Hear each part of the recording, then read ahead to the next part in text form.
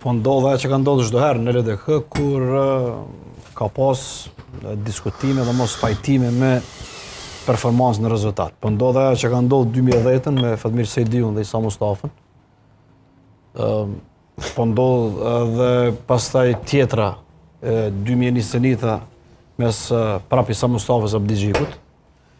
Dhe po ndodh tash me Abdigjikut dhe të tjerë. Pra ky është një proces që LDK ka përcjellë çdo herë dhe që konfirmon që LDK-ja mbetet e vetmja parti demokratike në vend në cilin zhvillohet një debat i mirëfillt për çështjen e leadershipit brenda.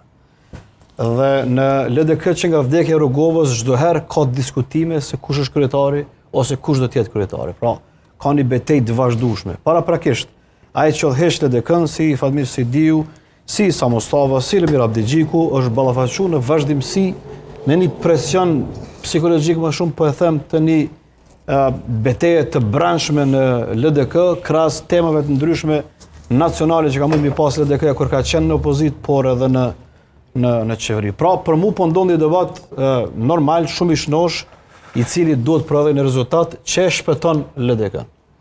Deri tash nuk po shohim një rezultat që mund ta ketë ose mund ta shpëtoj LDK-n nga kjo, sepse ka më shumë se një ose dy grupe, tash po 3 ose 4 grupe të cilat një synim e kanë janë bërë bashkë një qëllim, që është largimi i Abdigjikut, por s'e bë bashkë kush është pasuesi i Abdigjikut. Pra ka një problem këtu.